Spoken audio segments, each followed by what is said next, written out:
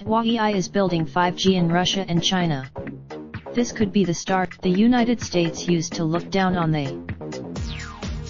Seen as lagging behind technologically, they were lousy with copycat services, unable to compete with Silicon Valley due to the success of China's own technology giants has done much to put this attitude to bed, but a true line was drawn this week.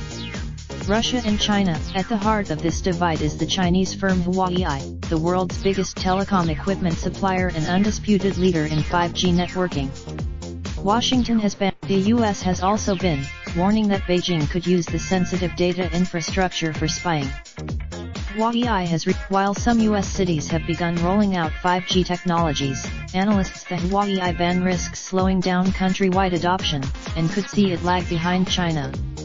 Now even Russia, outside of the US, whether to buy from Huawei or not is increasingly becoming a political litmus test, one that threatens to exacerbate the bifurcation of the global internet into separate spheres, and hasten the demise of the open, truly World Wide Web as we know it. Those that choose to avoid Huawei also risk falling behind as the world moves towards the next stage of internet and communications technology. On Wednesday, Huawei signed a deal with to develop 5G technologies and launch a fifth-generation network in Russia within the next year. It comes as China, its first batch of 5G licensing for commercial use, unveiling. That isn't as many as it should have, however. Finland's Nokia, the Shenzhen-based firm, has found itself on the front line of the escalating trade war between the US and China. One of its topics, as countries continue to move ahead with developing their 5G networks, faster speeds, faster connections and faster access to the cloud, empowering technologies such as self-driving cars and smart cities. A divide is growing. On one side, there are allies of Beijing who have no problem with Huawei, with Russia only the latest major example. On the other, there is, in the middle, however, remain a host of countries, but are unwilling to incur the delays and extra cost to building their 5G networks that banning Huawei from playing a role would create. The US is already. That's not to say the US can't catch up and eventually even overtake China, but it will likely be a struggle. The worst-case scenario for many observers is that this divide solidifies, forcing governments and setting up a next-generation internet split between China and the US, something which could have major ramifications beyond which telecoms firm provides network equipment.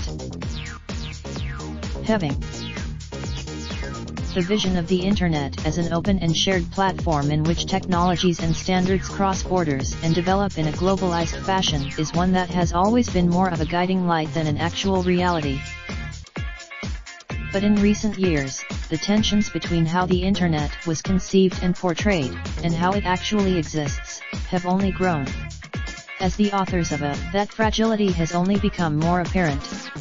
Led by China, this has had major effects on global internet freedom, and Beijing has moved to reduce international protections for online speech and organization. Last year, former Google CEO Eric Schmidt added his voice to those, in which the world would be split between For a long time, this trend has been driven by Beijing, which has happily exported the technology and expertise to 8 countries in building their own tightly controlled internets, or in the case of Russia, locked down the once free and open one. With its campaign against Huawei, however, Washington has now begun accelerating this division as well. This could have effects beyond which company builds a given 5G network, or how censored domestic internets are. The bifurcation of lightning-fast 5G networks were predicted to bring us ever closer. The Huawei divide. Raindrop, drop top, top smoking, no cooking the hot pot. Fucking on your bitch, yeah, that. Looking up, open the park,